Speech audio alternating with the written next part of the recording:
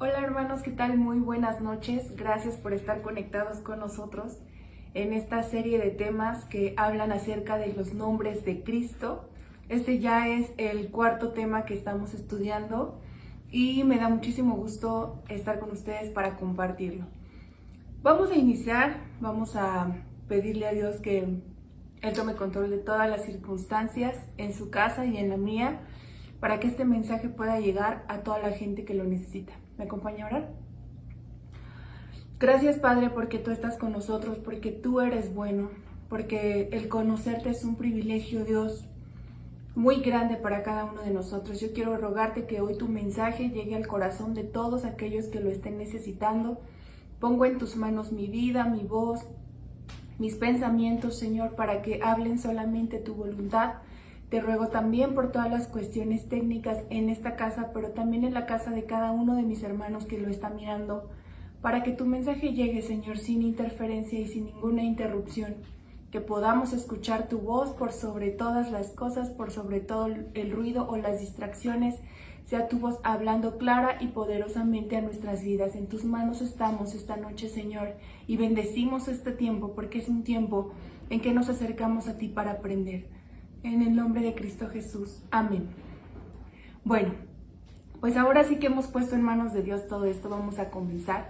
Y me gustaría que me acompañara a reflexionar en algo. ¿Había pensado alguna vez que toda nuestra existencia, toda nuestra vida, todo lo que hacemos siempre tiene una medida? Y constantemente nos estamos midiendo y nos estamos comparando y nos estamos poniendo metas, objetivos, plazos. ¿Se ha fijado? Mire, vamos a reflexionar un poco de esto, porque esto inicia desde que somos concebidos.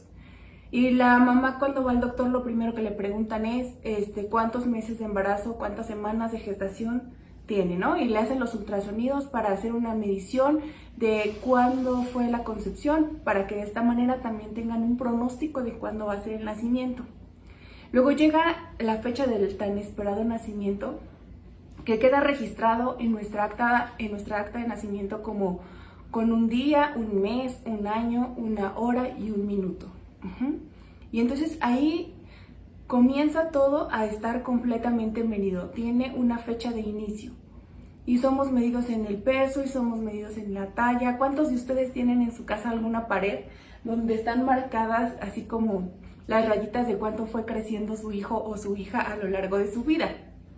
Porque todo el tiempo y en todo momento nos estamos midiendo. Luego vamos a la escuela y todos los exámenes son para determinar el nivel de aprovechamiento o el nivel académico que cada uno de nosotros tiene, y lo dejan registrado cuantitativamente con un número en nuestra boleta, ¿no? Usted que era un niño de 10, de 8, de 7, incluso nos llegamos a etiquetar por ese tipo de mediciones, ¿cierto? Y bueno, luego crecemos, vamos al trabajo, estudiamos para tener un buen salario, ¿no? Queda determinado ese salario con un número, con unos cuantos ceros en nuestro cheque o en nuestra cuenta bancaria. Y entonces seguimos midiendo nuestra vida, nuestros logros, nuestro trabajo a través de números. Todo lo que hacemos entonces en esta vida tiene una medida. Pero estas medidas crean en nosotros una conciencia de que tenemos un límite de posibilidades, hermano. ¿Cierto o no? Y de ahí empiezan las comparaciones. Tenemos limitaciones. Estas medidas se hicieron porque no todos tenemos las mismas capacidades ni los mismos alcances, pero algo sí es cierto, todos tenemos un cierto límite de posibilidades. Y entonces por eso la gente y la Biblia incluso nos aconseja que hagamos cálculos, que hagamos cálculos para ver hasta qué punto podemos lograr. Dice Lucas 14, 28 y 31, le voy a leer solamente algunos fragmentos, dice: porque ¿quién de vosotros, queriendo edificar una torre, no se sienta primero y calcula los gastos a ver si tiene lo que se necesita para acabarla? ¿O qué rey, al marchar a la guerra contra otro rey, no se sienta primero y considera si puede hacer frente con 10,000 a los que vienen contra él o con 20,000? Lo que está diciendo es: calcula, asegúrate de que tus posibilidades sean suficientes, para lograr lo que te estás proponiendo. Y eso para nosotros, hermanos, completamente normal. Vamos a parafrasear un poquito lo que dice la Biblia y poniendo ejemplos como más de la vida cotidiana, ¿no? Por ejemplo, van los niños a los parques de diversiones y se quieren subir a la montaña rusa, pero cuando los ponen en ese medidor para ver la estatura mínima, su estatura no les alcanza para subir a la montaña rusa, sino solamente a los caballitos, ¿no? O los chicos quieren un 10 en cálculo avanzado, pero sus horas de estudio, que no fueron muchas, les alcanzan solamente para un 8 de calificación. Los hermanas a lo mejor queremos preparar un banquete de 5 tiempos para nuestra familia, pero nuestro gasto alcanza para sopa y enchiladas, por ejemplo. O los hermanos tal vez sueñan con un Porsche 2021, 2022, no sé, pero su sueldo les alcanza para un bochito. Y está bien, Recuerde, todos tenemos limitaciones y tenemos cierto límite porque somos seres humanos. Esto es parte de ser un ser humano. Ahora, yo sé que lo que le estoy hablando usted ya lo sabe. Lo que quiero que comprendamos hoy es que somos sumamente limitados. Y esto no es para que nos sientamos mal ni para que entremos en depresión porque, híjole, cuán limitada es mi posibilidad, sino para entender que la naturaleza de Dios es completamente diferente a la nuestra porque Dios no tiene límites. Dios no tiene que estar midiendo, Dios no tiene que estar calculando, a Dios no se le puede medir ni calcular ni comparar porque simplemente su naturaleza es completamente distinta a la de nosotros. Por eso en su mente, cuando nosotros le pedimos algo, Él no tiene que hacer cálculos para ver si le alcanza. Porque cuando llega mi hijo a pedirme un juguete que vio en la televisión y yo busco en la aplicación cuánto vale el juguete que mi hijo me pidió, yo sí tengo que hacer cálculos para decir, bueno, lo podemos dejar para después, ¿no? O hacer un plan financiero para comprarle el juguete. Sin embargo, en el caso de Dios no es así. Y no nada más hablo en las cuestiones económicas. Cualquier cosa que usted le pida a Dios, Él no tiene que hacer un cálculo para poder ver si lo puede responder o no. Una cosa es que el Señor mire su voluntad y otra cosa que el Señor mirara su incapacidad. Y el Señor no es incapaz, hermano. Nuestro Dios es un Dios todopoderoso. ¿Qué le parece si me acompaña a declarar primeramente en esta noche que nuestro Dios es todopoderoso? A decirle, Señor, lo primero que hoy he entendido y lo primero que hoy he aprendido es que aunque yo piense limitantemente, tú eres todopoderoso. Vamos a decírselo con nuestra boca, es importante declararlo. Padre, y lo primero que hoy tú nos estás enseñando es que aunque estamos tan acostumbrados a estar calculando, mirando posibilidades y mirando nuestras limitaciones, Señor, tenemos que entender que tu naturaleza, que tu pensamiento es completamente diferente al de nosotros.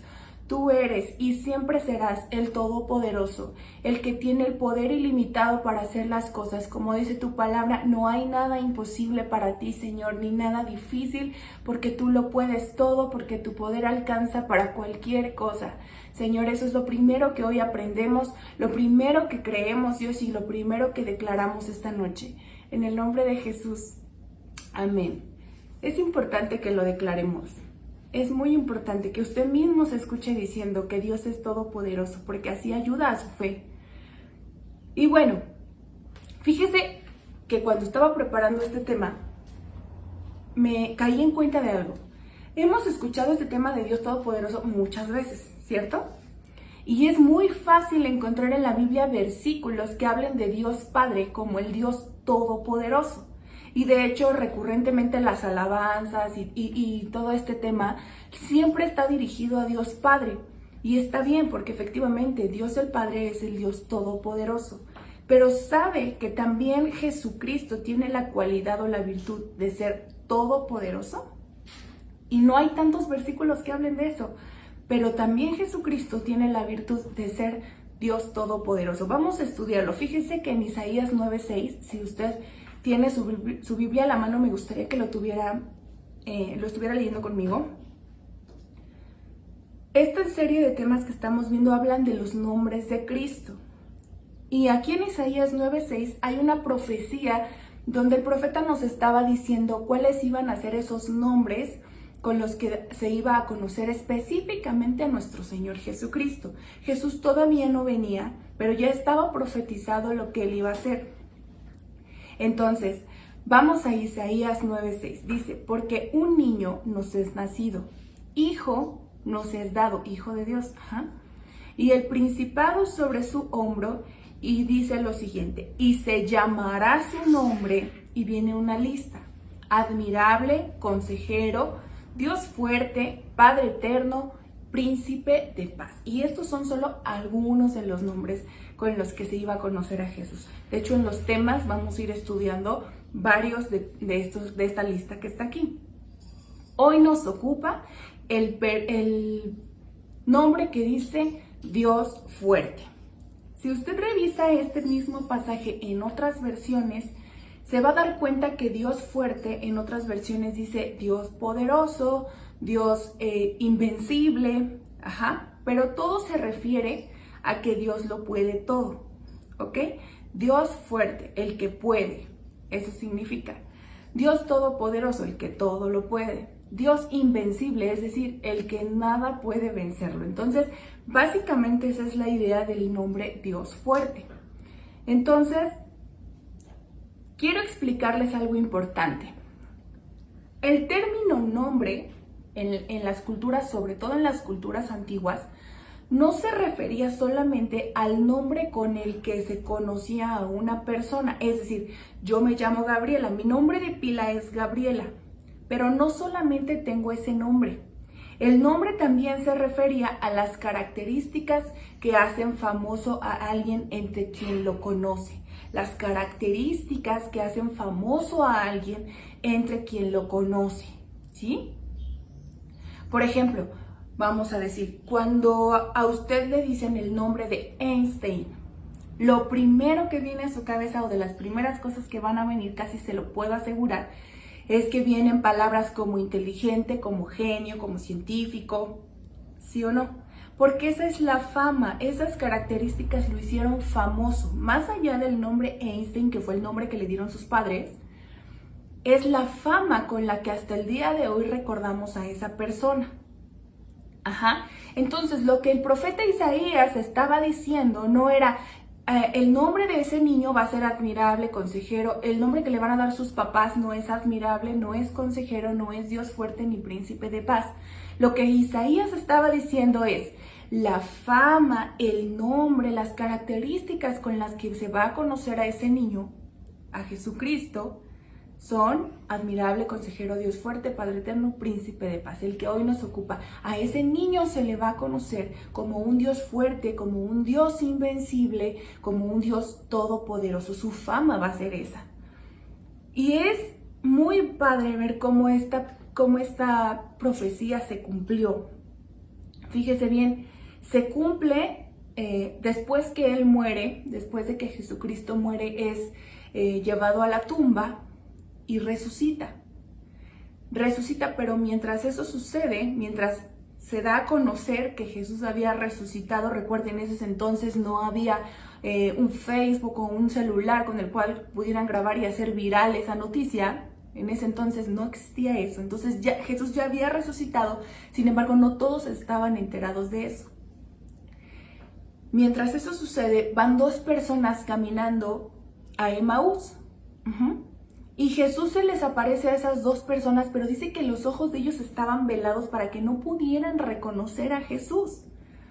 Entonces no lo veían a una persona, pero no reconocían que se trataba de Jesús. Pero fíjense lo que dice, y tenga en mente lo que decía Isaías, Lucas 24, 18 y 19, dice, respondiendo uno de ellos, que se llamaba Cleofas, le dijo, ¿eres tú el único forastero en Jerusalén que no ha sabido las cosas que en ella han acontecido en estos días? Entonces él les dijo, o sea, Jesús todavía siguiéndoles el juego de que no lo reconocían, dice, ¿qué cosas? Y ellos le dijeron, de Jesús Nazareno, están hablando de Jesús, que fue varón profeta, y ojo con lo que viene porque es lo importante, dice, poderoso en obra y en palabra, delante de Dios y de todo el pueblo. Entonces, después de que Jesús había cumplido su ministerio aquí en la tierra, había dado su vida, había vencido la muerte y había resucitado, fíjese, la gente lo conocía, Jesús se había hecho una fama de ser poderoso en obra y de ser poderoso en palabra. ¿Se cumplió lo que dijo Isaías? Sí, porque Isaías profetizaba que a Jesús, que su nombre, que su fama iba a ser la de un Dios poderoso. Y después de que Jesús cumple con su ministerio aquí en la tierra, las personas lo reconocen, y Jesús se hizo famoso por ser un hombre poderoso en obra y en palabra. Y esto de verdad me impacta, porque ¿cuántos de nosotros hemos logrado que las personas nos reconozcan por cosas virtuosas, ¿no? A veces somos reconocidos por cosas que no son virtudes.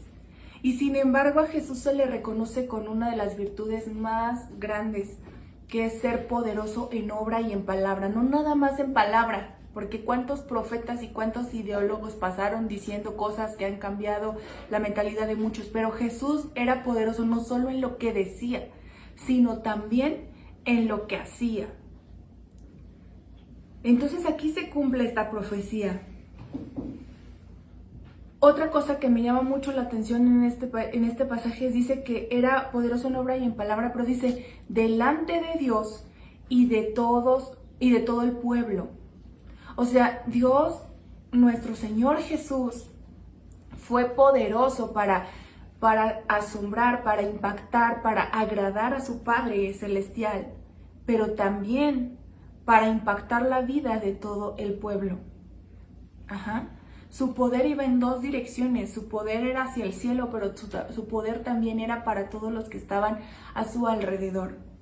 ¡Qué poder! O sea, es que si pudiéramos ponerle características al poder de Dios, híjole, es un poder ilimitado, es un poder impresionante, es un poder que alcanza todo el cielo y la tierra. De verdad, por eso es tan grande esta virtud de que nuestro Señor Jesucristo es todopoderoso. Y bueno, ya nos quedó claro este punto, creo yo, pero vamos a pasar a lo siguiente. ¿Cómo cree usted que logró Jesús hacerse de este nombre?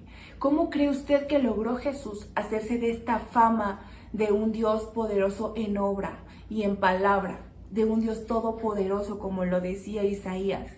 ¿Cómo fue que Jesús lo logró? Porque Jesús era un hombre. No olvidemos que Jesús era un hombre. Como usted y como yo, y como analizábamos al principio, los seres humanos tenemos limitaciones. Cuando Jesús estuvo entre nosotros, Jesús tuvo las mismas limitaciones que tenía una persona común y corriente como usted y como yo.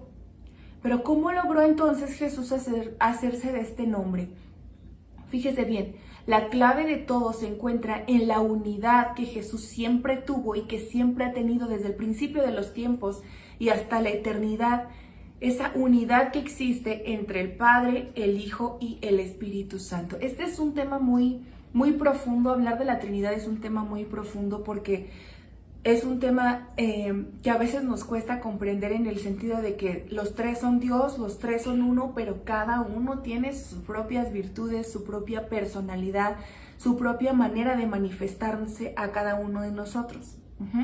Entonces, en esas virtudes, en esa manera de manifestarse con cada uno de nosotros, Jesús, el Padre y el Espíritu Santo siempre actúan en unidad, siempre trabajan en unidad.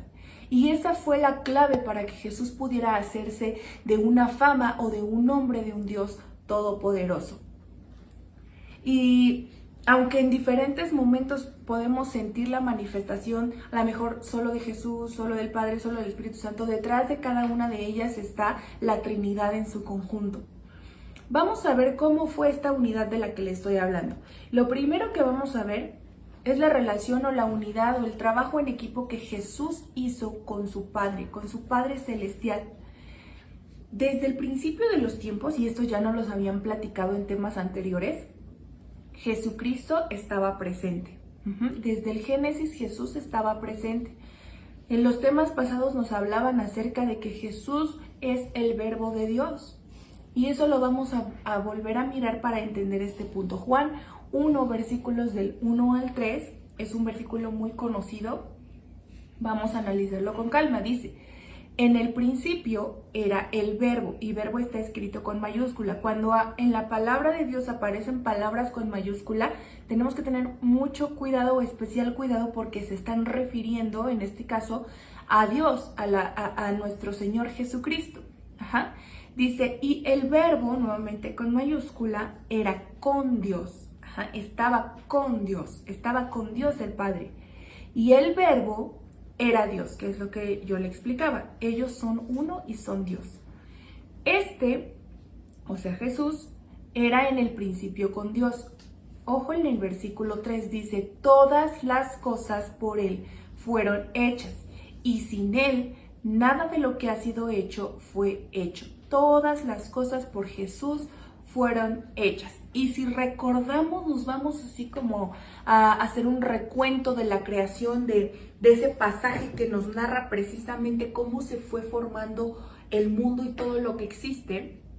Nos vamos a dar cuenta que en todos los aspectos que se fueron formando dice, y dijo Dios, refiriéndose al Padre, y dijo Dios al Padre, sea, y póngale usted lo que quiera, la luz, las tinieblas, las aguas, los animales, todo. Ajá. Dice, y fue hecho. Si unimos ese fue hecho con lo que dice Juan, dice, todas las cosas por Él fueron hechas. ¿Quién hizo cada una de las órdenes, cada una de las frases que Dios el Padre dijo? Las hizo Jesús. Y luego dice, y era bueno. Ajá, en Génesis dice, y vio Dios que era bueno. Porque nuestro Señor Jesucristo no se debe hacer cosas mal hechas. Sus posibilidades son para hacer cosas perfectas y buenas. Acuérdese que Él no tiene que estar haciendo cálculos. A Jesús no se le complicó formar el mundo, ni separar la luz de las tinieblas, ni separar el agua de la tierra. No se puso a pensar si le alcanzaba para hacer una montaña chiquita cuando Él quería hacer una grande. No se puso a pensar si le alcanzaba el color verde para pintar las plantas o el color azul para pintar el cielo. Él no se puso a pensar si los colores que tenía eran suficientes para pintar los peces del mar, porque Jesús tiene un poder ilimitado. Por Él fueron hechas todas las cosas. Jesús creó entonces todo lo que fue hecho. Aquí vemos cómo Jesús hizo solamente lo que el Padre le dijo. ¿Sí se da cuenta? Luego, cuando Jesús fue hecho hombre, también estuvo en obediencia al Padre. Él mismo afirma que todo lo que Él hace no lo hace por sí mismo, sino que su Padre Celestial le ordena lo que tiene que hacer. Vamos a revisarlo en la Biblia. Está en Juan 5, versículo 19. Si tiene su Biblia, igual me gustaría que lo leyera conmigo. Dice, respondió entonces Jesús y les dijo, de cierto os digo, no puede el Hijo hacer nada por sí mismo, sino lo que ve hacer al Padre. Y vea nuevamente que Padre está escrito con mayúscula, entonces no se refiere a un Padre como usted o como yo, sino al Padre Celestial. Dice, porque todo lo que el Padre hace, también lo hace el Hijo igualmente. Entonces Jesús aquí mismo está declarando que el Hijo no hace nada por sí mismo, que todo lo hace por orden o por ejemplo de nuestro Padre Celestial. Todo lo que Jesús hizo, cada gente que Él sanó, cada lugar que visitó para bendecir a las personas, cada persona por la que oró, la forma como se dirigió con las personas, cómo se relacionó con los fariseos, con todos ellos, todo fue por orden del Padre y por ejemplo de su Padre Celestial. Él no hizo nada por sí mismo como lo declara aquí. Y en Juan 5:36 dice, porque las obras que el Padre me dio para que cumpliese, fíjese bien, le dieron una lista de cosas que Jesús tenía que cumplir. Las mismas obras que yo hago dan testimonio de mí porque el Padre me ha enviado. Jesús estaba aquí en un acto de obediencia por amor al Padre y por amor a nosotros. Pero Jesús no estaba haciendo las cosas aquí las que se le ocurrían. Estaba haciendo aquí lo que el Padre le había dicho que hiciera, lo que el Padre le había mandado hacer. ¿Sí se da cuenta? Por eso Jesús tenía todo el respaldo del Padre Celestial. Y cuando Jesús oraba y decía, Señor, por favor, bendice y multiplica estos panes y estos peces, ¿qué cree que sucedía con los panes y los peces? Se multiplicaban.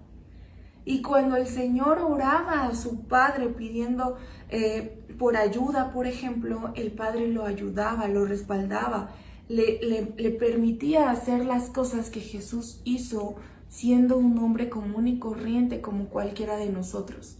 Jesús tenía el respaldo de su Padre porque Jesús obedecía a su Padre.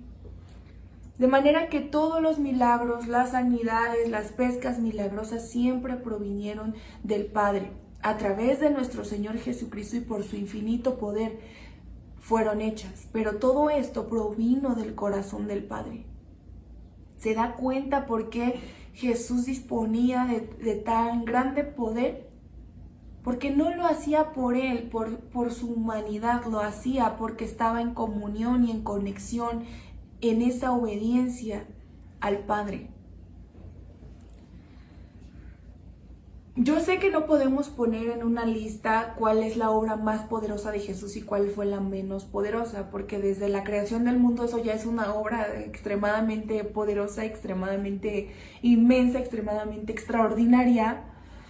Todos los milagros que están registrados en los evangelios también son maravillosas.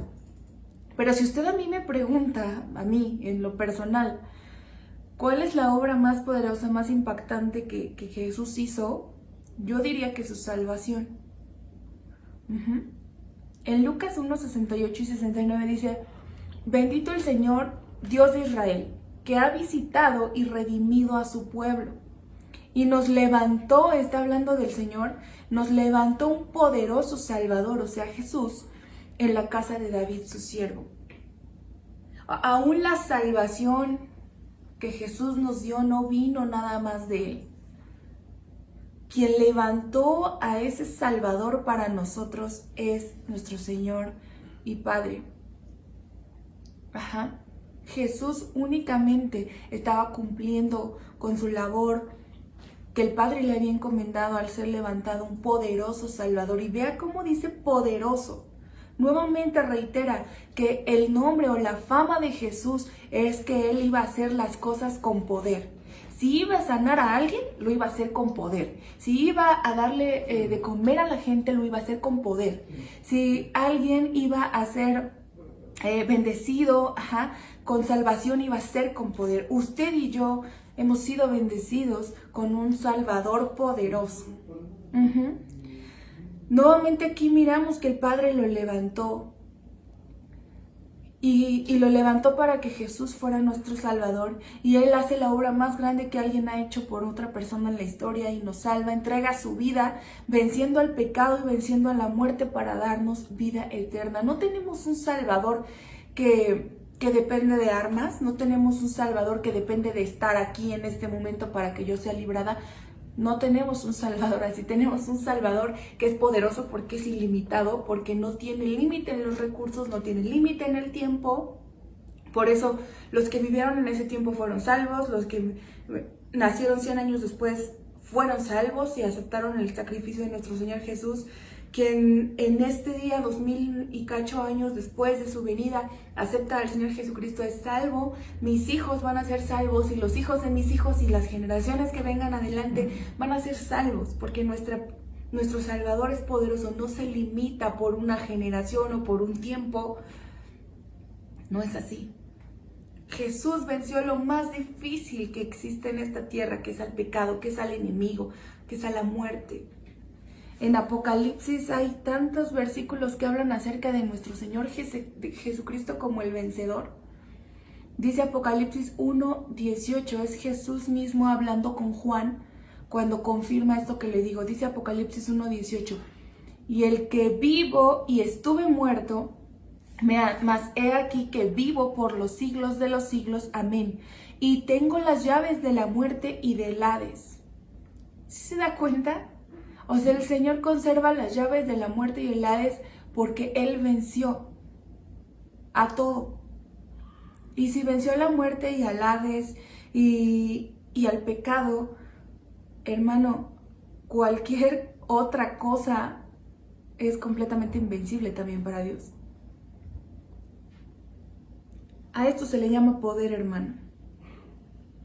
A esto se le llama poder. Y yo sé que para nosotros es a veces difícil entenderlo porque nuestra mente está así de chiquita, contando y midiendo y calculando como lo hacemos con todo, pero con Jesús no se puede.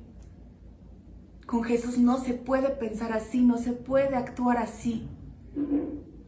Jesús es nuestro poderoso Salvador, nuestro poderoso sanador, nuestro poderoso proveedor. ¿Sí se da cuenta? Entonces, una de las cosas que hizo que Jesús pudiera tener esta fama de ser todopoderoso es que estaba con total respaldo de su Padre porque fue obediente.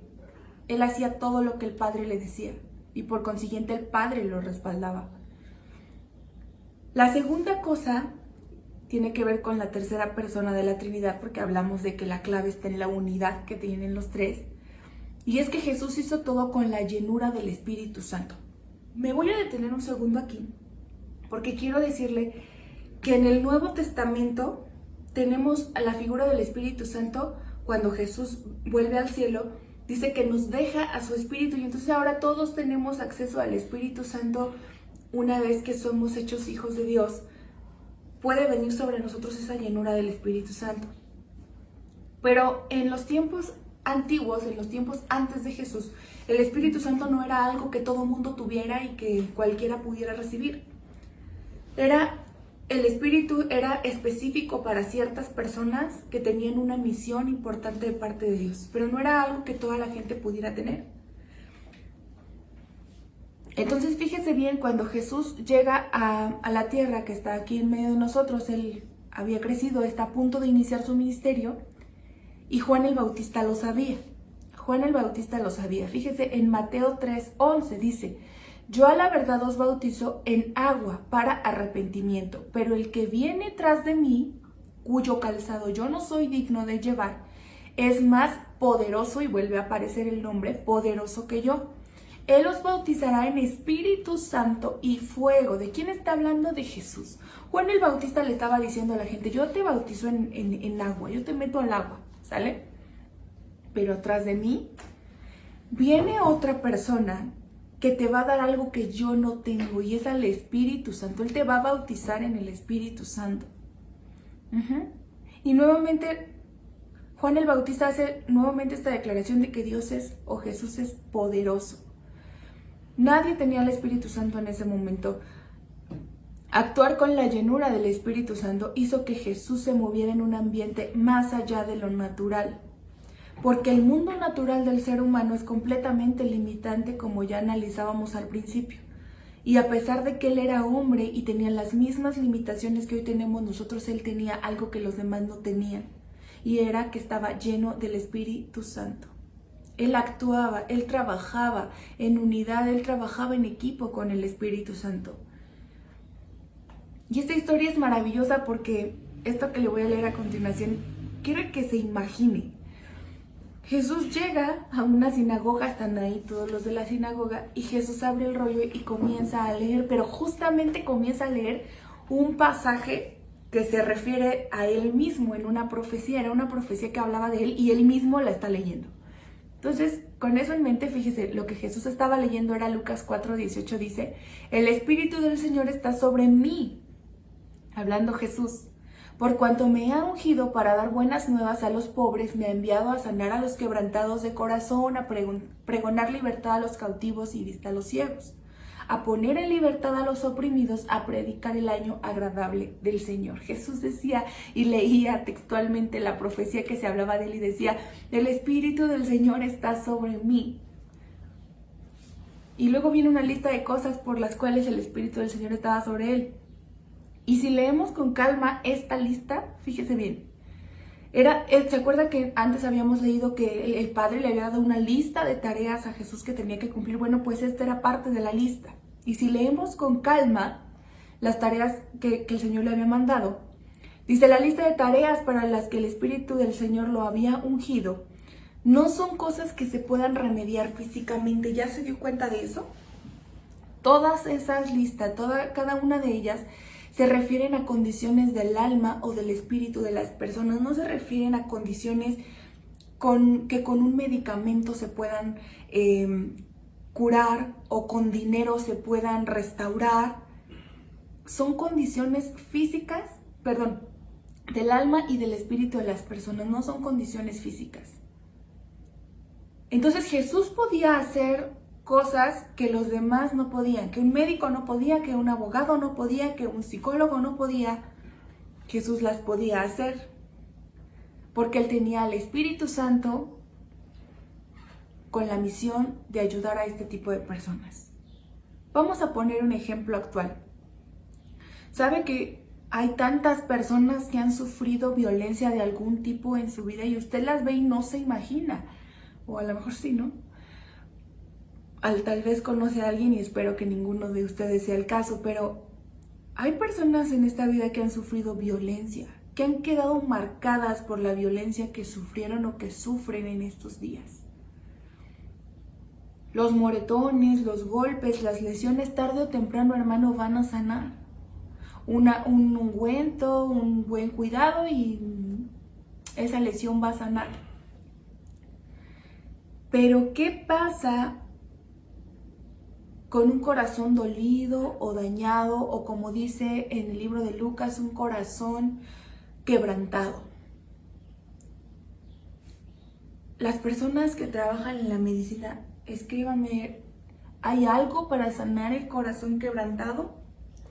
¿Algún laboratorio actual y con sus múltiples tecnologías ya encontró la cura para un corazón quebrantado, deprimido, dolido, dañado? ¿Para una autoestima denigrada, humillada a causa de la violencia? Hasta donde yo sé, no, hermano. El hombre ni con toda su tecnología, ni con toda su sabiduría ha logrado encontrar una cura para la gente quebrantada de corazón. Pero si esa persona acepta a nuestro Señor Jesús, viene con Él la llenura del Espíritu Santo, que hace una obra restauradora en nuestra vida, y la Biblia dice que Él es el consolador y muchas cosas, ¿no? Y toca las fibras más sensibles, logrando lo imposible, una sanidad integral. Pero se necesita Jesucristo para tener acceso al Espíritu Santo, ¿sí se da cuenta? Hay gente también que está cautiva de algún vicio, de algún sentimiento, ahora que están de moda las relaciones tóxicas. Incluso cosas o secretos que nadie sabe, pero que existen en el corazón de la gente y que es un secreto muy bien guardado que está lastimando y enfermando a la gente. Y aquí es cuando podemos hacer referencia a lo que Lucas dice de la gente que está presa, libertad a los cautivos. Para eso Jesús tenía al Espíritu. ¿Quién puede ayudar a alguien que ni siquiera es evidente que necesite ayuda? Esa gente que está pasando por una depresión impresionante y que nadie sabe. Esa gente que ha tenido pensamientos de muerte y que no los ha compartido con nadie. Nuestro Dios, nuestro Jesucristo es poderoso, porque con la unción del Espíritu Santo, Él sí puede entrar a esa parte más profunda y más secreta del corazón de la gente. Y con esto comprendemos por qué Jesús hacía las cosas que hacía. Porque Él tenía el respaldo del Padre y además la unción del Espíritu para lograr cosas que nadie podía lograr. Por eso Jesús es todopoderoso. Aún siendo hombre, Jesús fue todopoderoso. Su fama, su nombre fue la de un Dios poderoso en palabra y en obra. ¿Por qué? Por una perfecta comunión con el Padre y con el Espíritu Santo. Esto lo hizo ser un Dios todopoderoso. Y toda esta obra fue maravillosa. Leemos los milagros del Evangelio y cuántos de nosotros no hemos deseado que Jesús caminara entre nosotros, que Jesús estuviera en el Centro Cristiano Zumpango para que cuando tuviéramos necesidad fuéramos, ¿no? Y habláramos con Él. Y no sé, a mí me ha pasado cuando alguno de mis hijos está muy enfermo, bueno, está enfermo, no sé, tiene fiebre, algo. Usted sabe que los niños se decaen, ¿no? Cuando tienen fiebre, por ejemplo. Y por mi mente ha pasado de decir, Señor Jesús, si tú estuvieras aquí, yo ahorita iba y te lo llevaba. Y yo sé que si tú le ponías tu mano, Él sanaría. No sé, a lo mejor soy la única que lo ha pensado. Escríbame ahí abajo si no. Tal vez solo a mí me ha pasado, pero ¿cómo le hago entonces para experimentar el poder de Jesús hoy? hoy que no está físicamente aquí, que no lo podemos ver, que no le podemos llevar a nuestros enfermos. ¿Será que Jesús se llevó todo su poder el día que subió al cielo? ¿Qué piensa, hermano? Antes de responder esta pregunta, le invito a que analicemos cómo actúa el poder de Jesús, ¿sale? Ya vimos que es todopoderoso, pero vamos a ver cómo actúa. Y la fórmula ha sido la misma desde siempre, desde el principio de los tiempos, durante el Evangelio, en nuestro tiempo. La fórmula con la que el poder de Jesús actúa ha sido la misma siempre. Y se conjugan dos palabras. La primera palabra es la palabra debilidad. Mi debilidad, mi limitación. Y pues ahí ya tenemos la primer palomita, porque como vimos hace rato, todos tenemos debilidades, todos tenemos limitaciones, todos nuestro poder llega hasta cierto límite. Entonces, la primera ya la tenemos, ¿no? Ya somos débiles, ya tenemos limitantes. La segunda palabra para que el poder de Dios se manifieste es fe. Si a mi debilidad le sumo fe, soy perfecta candidata para que el poder de Jesucristo se manifieste en mi vida. Y a mí me encantaría que aquí abajo en los comentarios tú escribas si tienes algún testimonio, alguna ocasión en la que tú sentiste debilidad, en la que te sentiste limitado, en la que te sentiste impotente porque llegó un punto donde ya no podías hacer nada más y el poder de Dios se manifestó en tu vida. Me gustaría que lo escribieras de manera breve. Te voy a decir por qué. Porque sabes que leer lo que a otras personas les ha sucedido inspira nuestra fe. Sí, porque me puedo sentir identificado contigo. Tal vez yo estoy pasando por la misma situación que tú pasaste. Y entonces eso inspira mi fe. Y recuerda, la fórmula para que el poder de Jesús se manifieste es mi debilidad más fe. Así que si tú tienes un testimonio así, muy brevemente y rápido escríbelo aquí en los comentarios para que podamos leerlo y eso motive nuestra fe. Mientras ustedes nos escriben algo muy breve, vamos a mirar uno de los testimonios o de las historias que sucedieron en el Evangelio. Vamos a hablar de la mujer con flujo de sangre. Su historia está en Marcos 5:25, está en varios evangelios, pero fíjate que el Evangelio de Marcos dice muchos detalles importantes, así que vamos a leerla en Marcos 5:25. Dice, pero una mujer que desde hacía 12 años padecía de flujo de sangre y había sufrido había sufrido mucho de muchos médicos y gastado todo lo que tenía y nada había aprovechado. Antes le iba peor. ¿Estaba limitada la mujer? Ya había recorrido muchos médicos, ya se había gastado todo lo que tenía, o sea, ya no tenía dinero. Y no solamente no se curaba, sino que le iba peor. Dice que había sufrido mucho de muchos médicos, o sea, no me puedo imaginar. Yo creo que la trataban de mala gana, ¿no? O le daban tratamientos incorrectos. Esto es muy malo, muy feo. Perdón, hermano. Dice, cuando oyó hablar de Jesús, vio por detrás de entre la multitud y tocó su manto. Iba Jesús todo apretado entre un montón de gente y la mujer dijo, pues yo voy a ir. Ni siquiera se atrevió a pararse frente al maestro, porque yo creo que además no se podía entre tanta gente, sino que solamente toca el borde de su manto. Dice, porque decía, si tocare tan solamente su manto, seré salva. Y enseguida la fuente de su sangre se secó. Así, en un instante, después de años de estar sangrando así, se seca la sangre. Dice, y sintió en el cuerpo que estaba sana de aquel azote. Luego Jesús, conociendo en sí mismo el poder que había salido de él, fíjese bien, aquí dice el poder que había salido de él, volviéndose a la multitud dijo, ¿quién ha tocado mis vestidos? Sus discípulos le dijeron, ¿ves que la multitud te aprieta y dices, ¿quién me ha tocado? Pero él miraba alrededor para ver quién había hecho esto. Jesús quería saber quién era la persona que había sido la que lo tocó y que había recibido de su poder. Entonces la mujer, temiendo y temblando, sabiendo lo que en ella había sido hecho, vino y se postró delante de él y le dijo toda la verdad. Y él le dijo: hija, tu fe te ha hecho salva, ve en paz y queda sana de tu azote. ¿Sí se da cuenta? Una mujer que tenía debilidad, que es la primera parte de nuestra fórmula, que ya no tenía dinero, que tenía impotencia, pero tenía fe.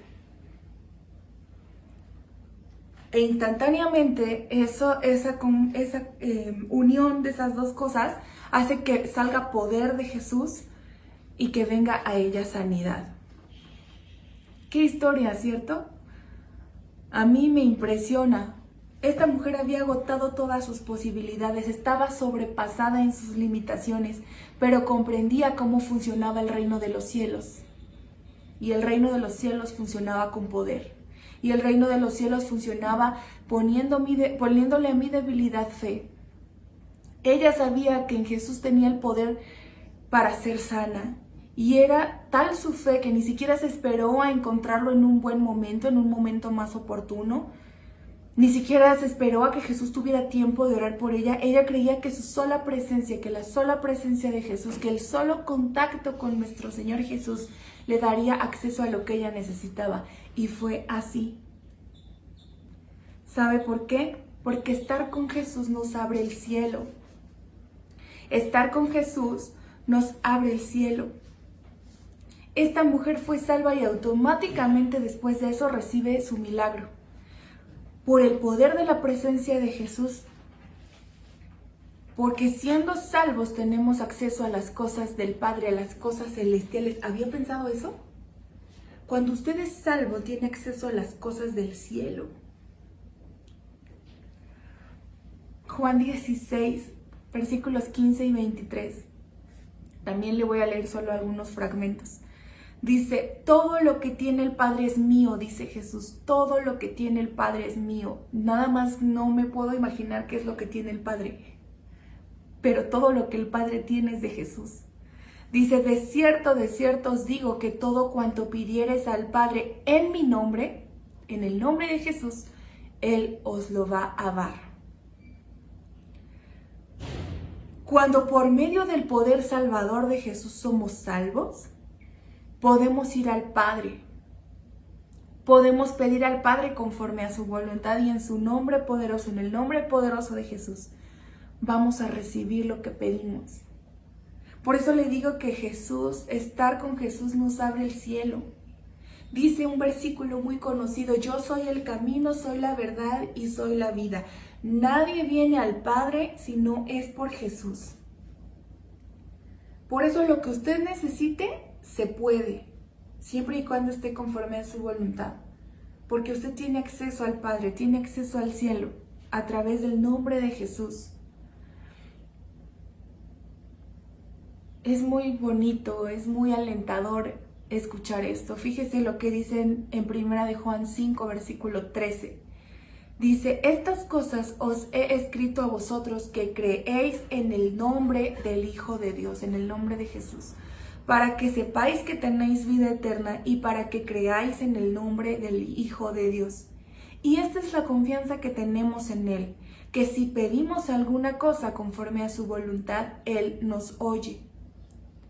Y si sabemos que Él nos oye en cualquiera cosa que pidamos, sabemos que tenemos las peticiones que le hayamos hecho. Tenemos que empezar a creer que en el nombre de Jesús hay poder. Jesús, para responder la pregunta que le hice al principio de este punto, Jesús no se llevó consigo su poder cuando subió al cielo. Él se fue, físicamente se fue, pero nos dejó su nombre, que según Isaías es un nombre fuerte, es un nombre poderoso, es un nombre invencible. Nos dejó su nombre. En el nombre de Jesús hay poder. Esto de verdad tenemos que empezar a comprenderlo. Su poder está hoy para todo aquel que como la mujer de la historia se acerca a Él, reconociendo su debilidad, reconociendo sus limitaciones, reconociendo que no podemos hacer las cosas y creyendo que en su nombre hay poder. Hay poder para salvar, hay poder para sanar, hay poder para perdonar pecados, hay poder para restaurar familias, para restaurar corazones, hay poder para romper cadenas y lo que usted le quiera poner. Hay poder. Pero yo tengo que hacer uso del nombre de Jesús. ¿Cómo hacemos uso del nombre de Jesús? ¿Se ha preguntado eso? ¿Cómo hago uso del nombre de Jesús? Hacer uso del nombre de Jesús es aceptar que Jesús hable en mi nombre. Es aceptar que Jesús está por encima de mí, que necesito de Jesús. Eso es hacer uso del nombre de Jesús. Dejar que Jesús hable por usted delante del Padre. Y eso significa no hacer mi voluntad, sino la de Él.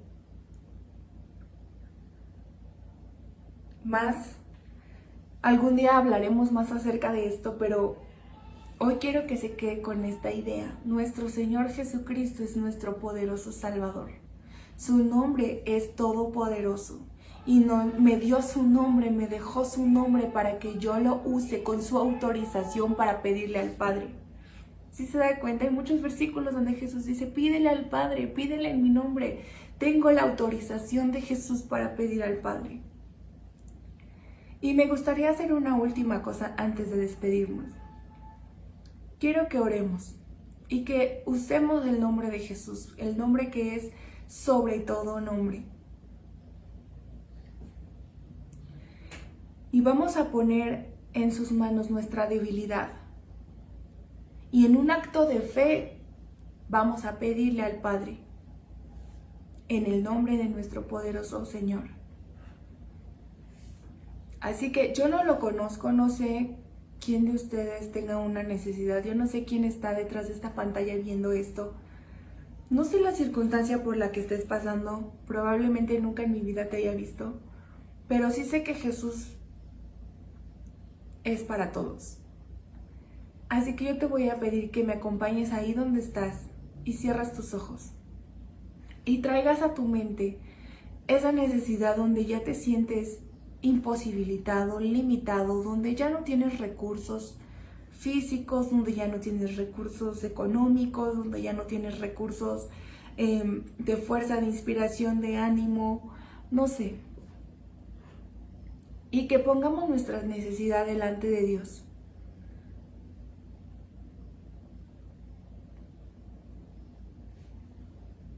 Dios, gracias por darnos un poderoso Salvador, gracias por darnos un Dios fuerte, un Dios invencible. Gracias por mostrarnos que el nombre de Jesús tiene el poder, Señor, para abrirnos el cielo. Y traemos nuestras debilidades, y traemos nuestras necesidades, y traemos, Señor, todo aquello que nos ha limitado, todo aquello que nos ha hecho sentir impotentes, que nos ha frustrado porque ya no podemos más. Lo traemos delante de ti. Y a eso, Señor, también le unimos nuestra fe. Y la traemos delante de ti, rogándote que tú oigas nuestra oración, porque oramos en el nombre de Jesús. Para que tú hagas milagros, para que tú manifiestes tu poder en la vida de las personas que hoy están escuchando esto. Y si tú te sentías derrotado y si tú pensaste que todo estaba perdido, yo quiero pedirte que hoy tú le declares a Dios tu necesidad. Y que le digas, yo ya pensé que esto ya no tenía remedio. Yo ya dejé de orar por esto porque yo pensé que no había respuesta para ello. Ponle tu necesidad, di el nombre de esa persona. Explícale al Señor, explícale cómo esa mujer, Señor, te contó toda la verdad, así, cuéntale toda la verdad en este día.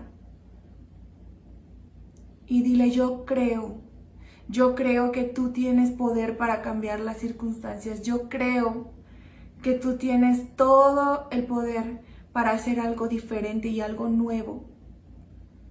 Yo creo que tú me amas tanto que vas a usar tu espíritu para moverte en mí, en mi vida, en mis circunstancias, en mi necesidad. Yo creo. Díselo en el nombre de Jesús. Y finalmente di con todas tus fuerzas en el nombre de Jesús. En el nombre de Jesús. Pedimos todo esto en el nombre de Jesús. Amén, Señor. Y bueno, espero que tú conmigo te hayas emocionado tanto al saber que tenemos a Jesús que es todopoderoso, a Jesús que nos abre el cielo, a Jesús que trabaja en unidad con su Padre y con el Espíritu Santo para hacer cosas a nuestro favor, y que comencemos a tomar las cosas con más fe. Así que gracias por estar con nosotros esta noche. Espero que este mensaje haya sido de bendición, que lo compartas con alguien que lo necesite, que nos dejes tus comentarios y tus testimonios para que nuestra fe siga creciendo a lo largo de estos días y a lo largo de esta semana. Y que Dios te bendiga mucho. Sigue con nosotros conectado en las reuniones y en todos los eventos que tenemos durante la semana. Está pendiente de nuestra página en Facebook para que veas las publicaciones. Y nos gustaría mucho que nos acompañes, por favor, el domingo en nuestra reunión dominical. Te mando un abrazo y que el Señor te bendiga. Hasta luego.